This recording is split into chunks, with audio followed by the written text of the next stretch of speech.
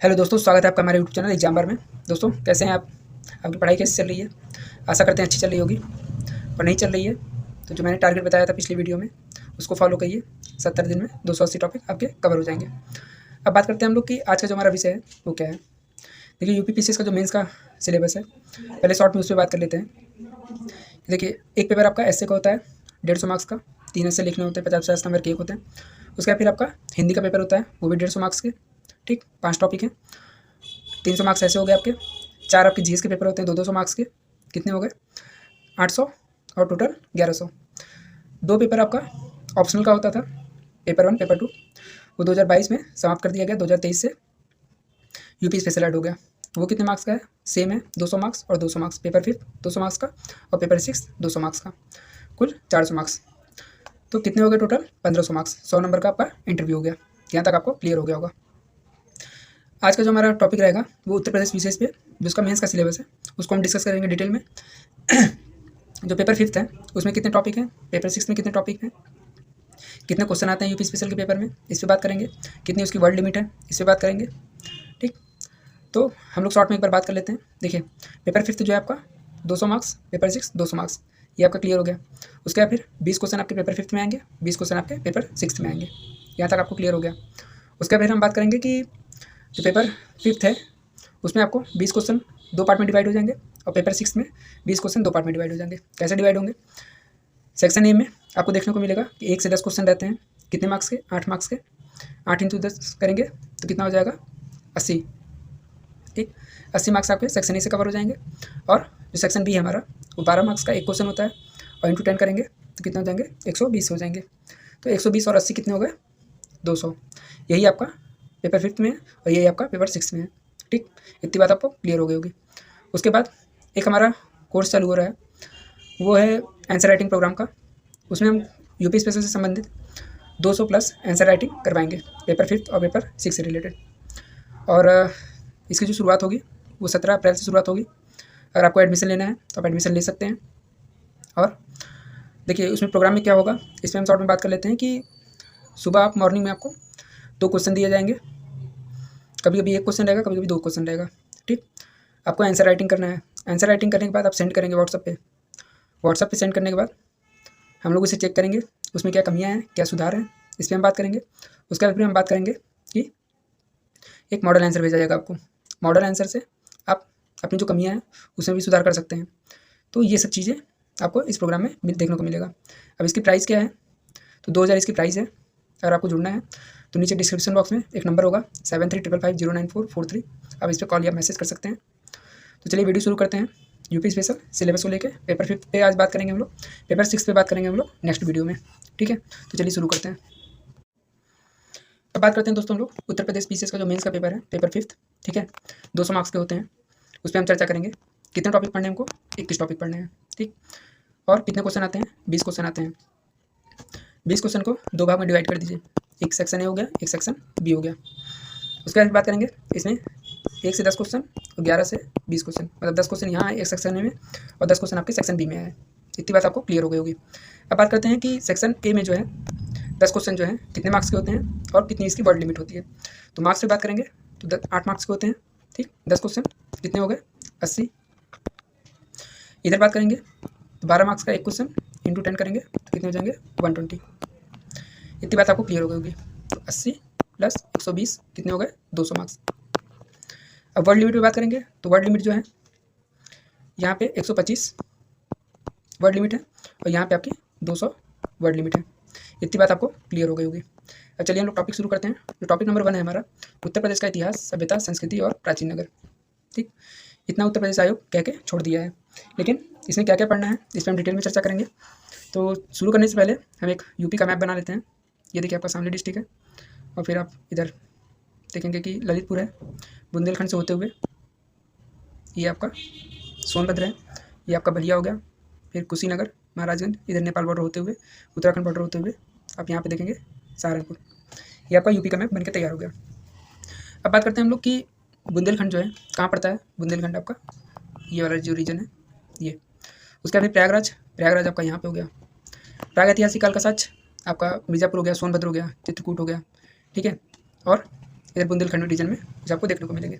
उसके फिर बात करेंगे हम लोग बेलन घाटी। बेलन घाटी कहाँ पे है, ये देखिए आपका जो प्रयागराज और मिर्ज़ापुर है, ठीक है, इस रीजन में आपको बेलन घाटी देखने को मिलेगा।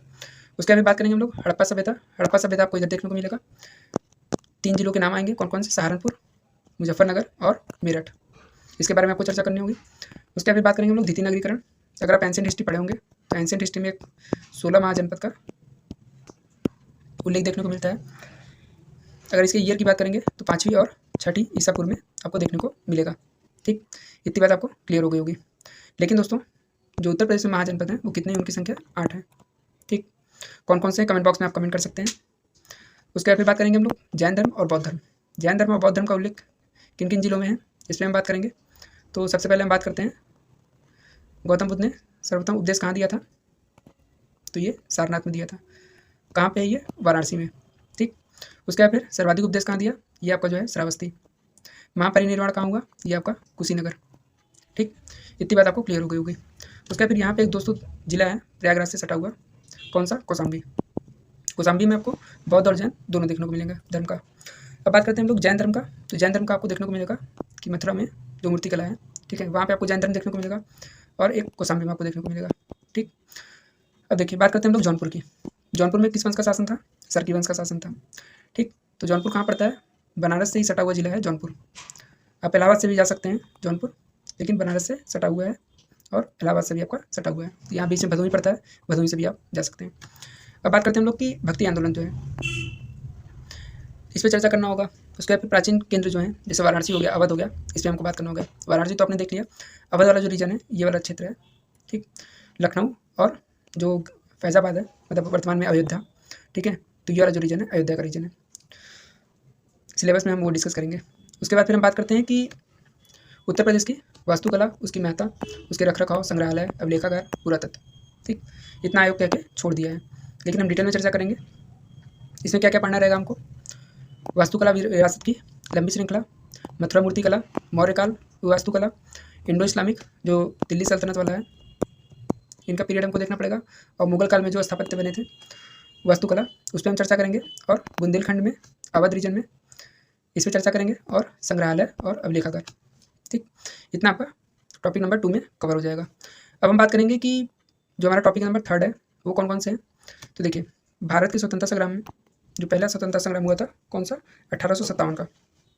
ठीक, उससे पहले और उसके बाद, ठीक, और स्वयं 1857 की क्रांति।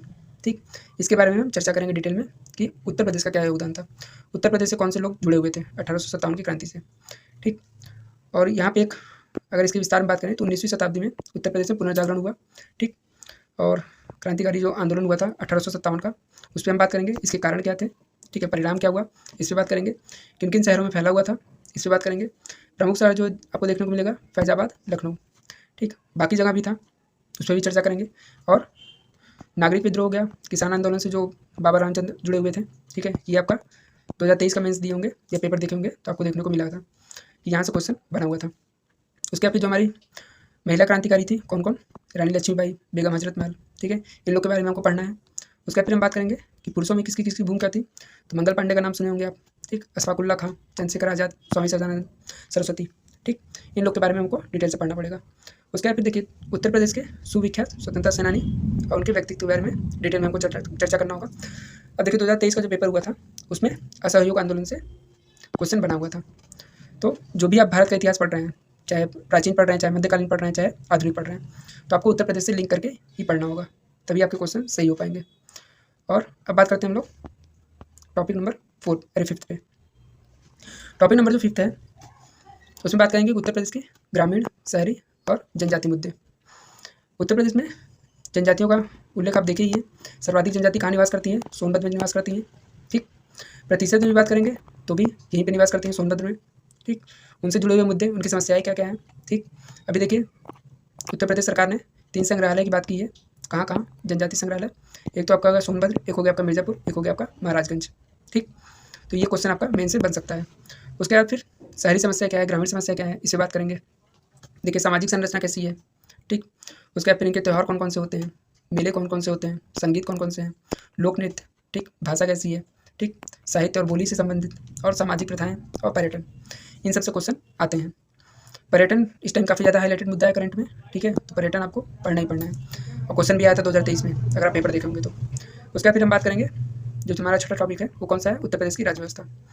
राज्य व्यवस्था में बात करेंगे कि शासन प्रणाली कैसी है, ठीक, राज्यपाल के बारे में, मुख्यमंत्री के बारे में, मंत्रिपरिषद, विधानसभा, विधान परिषद, केंद्र राज्य संबंध, ठीक, और कुछ क्षेत्रीय दल, ठीक, इन पर हम चर्चा करेंगे। क्षेत्रीय दल से क्वेश्चन आया था 2023 में मेंस में।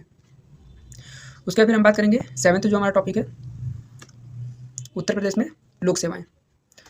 तो कौन कौन से हैं, उत्तर प्रदेश लोक सेवा आयोग हो गया, ठीक, लेखा परीक्षक हो गया, महाधिवक्ता हो गया, इससे क्वेश्चन आया 2023 में। उच्च न्यायालय हाईकोर्ट आपका इलाहाबाद में है। उसके बाद फिर उसका अधिकार क्षेत्र, इस पर क्वेश्चन बनते हैं इस टॉपिक से। अब बात करेंगे हम 7 टॉपिक पे, उत्तर प्रदेश विशेष राज्य चयन मानदंड। यहाँ देखिए क्वेश्चन बनता है कि क्या उत्तर प्रदेश को विशेष राज्य का दर्जा मिलना चाहिए, और मिलना चाहिए तो क्यों मिलना चाहिए, इस पर क्वेश्चन बनता है। देखिए, और यहाँ पे राजभाषा क्या है इसकी, जैसे 2 राजभाषाएं, एक तो हिंदी है आपका और एक आपका उर्दू है। किस किस ईयर में हुआ था इसका वो आप कमेंट बॉक्स में मेंशन करिएगा। उसके फिर हम बात करेंगे कि जो अनुच्छेद आपका 350 है उसमें क्या उल्लेख किया गया है कि जो अल्पसंख्यक हैं, माइनॉरिटी में हैं, उनके सुविधा पे हमको चर्चा करना है, संचित निधि पे चर्चा करना है, आकस्मिक निधि पे चर्चा करना है। जो आर्टिकल आपका 266 है संचित निधि की बात करता है और 267 है वो आकस्मिक निधि की बात करता है। तो उसी तरीके से राज्यों की भी संचित निधि है और आकस्मिक निधि है, उस पर चर्चा करना है। राजनीतिक दल और राज्य निर्वाचन आयोग, राज्य निर्वाचन आयोग जो है किसका इलेक्शन कराता है, पंचायतों का, तो उस पर हम चर्चा करेंगे। उसके बाद बात करेंगे हमारा जो 9वां टॉपिक है वो कौन सा है, लोकल सेल्फ गवर्नमेंट यानी स्थानीय स्वशासन। कौन कौन से, एक तो शहरी हो गया, एक पंचायती राज हो गया ग्रामीण क्षेत्र में। शहरी में जो होगा आपका म्यूनसिपालिटी वाला जो है नगर पालिका, और जो ग्रामीण में है वो आपका पंचायती राज है। क्वेश्चन जो यूपीपीसीएस मेंस में आया था वो क्या आया था, ग्राम पंचायत विकास योजना से संबंधित क्वेश्चन आए हुए थे। उसके बाद फिर हम बात करेंगे 2023 का, ये मेंस का पेपर में आया था। उसके बाद फिर देखिए लोक नीति और इसके अधिकार और संबंधित मुद्दे से क्वेश्चन आते हैं। अब बात करेंगे हम लोग कि जो हमारा 10 टॉपिक है वो कौन सा है, उत्तर प्रदेश के सुशासन पे बात करेंगे। क्या है, गुड गवर्नेंस, ठीक, और भ्रष्टाचार निवारण, लोकायुक्त, सिटीजन चार्टर एक्ट, ठीक, ई गवर्नेंस और सूचना का अधिकार, राइट टू इन्फॉर्मेशन, कब आया था 2005 में। समाधान योजना, ठीक, और जो यूपीपीसीएस 2023 में क्वेश्चन आया था वो आया था ई डिस्ट्रिक्ट परियोजना, ठीक, जो उसका लेखा जोखा है किसी भी जिले का, ठीक है, तो कैसे होगा, इलेक्ट्रॉनिक माध्यम से होगा।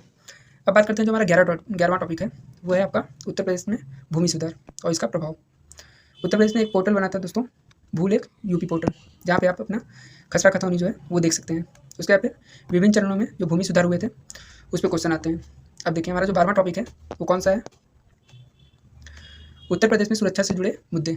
बस इतना कह के आयोग छोड़ दिया है, लेकिन इसमें हमको पढ़ना क्या क्या है, उग्रवाद क्या है, साइबर सुरक्षा क्या है, सुरक्षा एजेंसी कौन कौन सी है, ठीक है, सीमावर्ती क्षेत्रों में सुरक्षा जो है उससे संबंधित प्रावधान क्या क्या हैं, चुनौतियाँ हैं तो समाधान कैसे होगा उसका, उस पर बात करेंगे। उसके बाद नक्सलवाद पे 2000 से पूर्व जो है वो नक्सलवाद काफ़ी ज़्यादा प्रभावित था उत्तर प्रदेश में।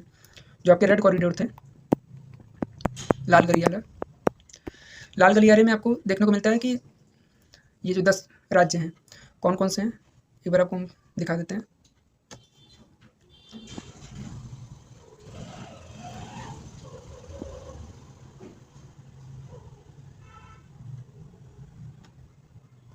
ये देखिए, ये आपका हो गया वेस्ट बंगाल, नक्सलवाड़ी गांव था, यहाँ से नक्सलवाद का उदय हुआ था।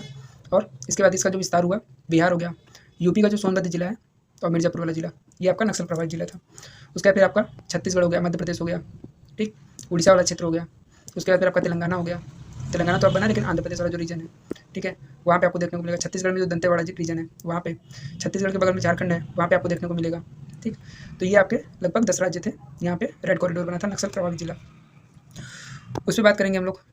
उसके बाद फिर संगठित अपराध मतलब ऑर्गेनाइज जो क्राइम होते हैं उस पर बात करेंगे। फिर डाटा सेंटर नीति जो है, ठीक है, नोएडा में बना है आपका, तो इससे बात करेंगे हम लोग। उसके बाद फिर हमारा जो 13वां टॉपिक है वो कौन सा है, उत्तर प्रदेश में कानून व्यवस्था, नागरिक अधिकार, सुरक्षा, इससे बात करेंगे, ठीक। तो इसी में आपका मिशन शक्ति हो जाएगा, आपका एंटी रोमियो स्क्वाड जो है, ठीक। कोविड-19 के समय कौन कौन सी चुनौतियों का सामना करना पड़ा था नागरिकों को, ठीक, उनके अधिकार कौन कौन से हैं, जैसे सिटीजन चार्टर एक्ट आया था भारत में 1997 में। और उसके बाद फिर 2011 में उसमें कुछ संशोधन किया गया। तो ऐसे करके जो संशोधन होते रहते हैं सिटीजन चार्टर में, अगर न्यूज़ में है तो वहाँ से क्वेश्चन बन जाता है। उसके बाद बात करेंगे हम लोग 14 टॉपिक पे। ये हमारा है उत्तर प्रदेश में स्वास्थ्य और चिकित्सीय मुद्दे, मतलब हेल्थ और मेडिकल इशू जो रहते हैं उस पर क्वेश्चन आते हैं। जैसे उत्तर प्रदेश की स्वास्थ्य नीति जो है 2018 की, वो क्या है, ठीक। अभी आयुष विश्वविद्यालय बना था, कहाँ पे, गोरखपुर में, ठीक। तो वहाँ से क्वेश्चन बन सकता है। यूपी पीसीएस मेंस में 2023 में आया भी था ये चीज़। उसके बाद फिर बात करेंगे हम लोग कि उत्तर प्रदेश में शिक्षा प्रणाली कैसी है, ठीक। अब शिक्षा प्रणाली जैसे प्राथमिक स्तर पे क्या है, उच्च प्राथमिक स्तर पे क्या है, ठीक, इसी बात करते हैं। इसमें जो एक ऑपरेशन चला था, ऑपरेशन कायाकल्प, ठीक, उन्हें स्कूल ड्रेस देना, उन्हें कपड़ा लत्ता देना, ठीक, पढ़ाई से रिलेटेड जो किताबें हैं उसको देना, ठीक, उनका विकास करना, उस पर संबंधित था। उसके बाद फिर एक कौशल विकास योजना आई थी, ठीक, स्किल डेवलपमेंट को लेकर, उस पर हमको। अब बात करते हैं दोस्तों हम लोग भारत के विकास में उत्तर प्रदेश की क्या भूमिका है। तो उत्तर प्रदेश की जो महत्वपूर्ण भूमिका है वो जीडीपी में देखने को मिलती है, ठीक है। बाकी अन्य क्षेत्रों में भी आपको देखने को मिलेगा, चाहे खनिज संसाधन के बारे में देखें, बहुत ज़्यादा तो नहीं है लेकिन जितनी भी मात्रा में है तो उसमें ये विकास देखने को मिलेगा आपको। फिर हिस्ट्री वाले पोर्शन में आएंगे तो वहाँ आपको देखने को मिलेगा, और आर्ट एंड कल्चर वाले पोर्शन में आएंगे तो वहाँ पे आपको देखने को मिलेगा। उसके बाद पॉलिटी में आएंगे तो पॉलिटी में लोकसभा राज्यसभा की जो सीटें हैं सर्वाधिक हैं, कितनी, 80 और 31, जनसंख्या सबसे ज़्यादा है, ठीक।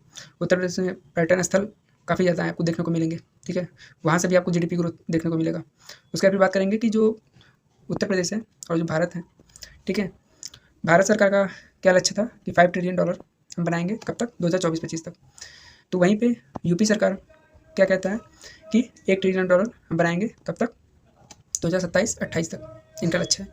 तो इसी तरीके से हम बात करेंगे कि अन्य क्षेत्रों में, चाहे पर्यावरण के क्षेत्र में देखेंगे, ठीक, तो 1 जुलाई से 7 जुलाई तक, ठीक है, पर्यावरण के क्षेत्र में जो विकास हो रहा है, ठीक है, वो भी भारत के विकास में मदद करेगा, ठीक है। साइंस एंड टेक के क्षेत्र में देखेंगे तो वहाँ भी आपको देखने को मिलेगा कि भारत का विकास होगा, ठीक। तो उसके बाद फिर आप 17 टॉपिक पे आते हैं। ये हमारा क्या है, उत्तर प्रदेश की समसामयिक घटनाएं, जो भी घटनाएं होंगी समसामयिक की, वो क्वेश्चन बनेगा। जैसे मिशन शक्ति वाला, ठीक। अब SCR NCR की तर्ज पे SCR का गठन, स्टेट कैपिटल रीजन, ठीक, और इसके जो आसपास के क्षेत्र होंगे, बड़ी बड़ी इंडस्ट्री लगेंगी, ठीक है, इकोनॉमिक डेवलपमेंट होगा इसका।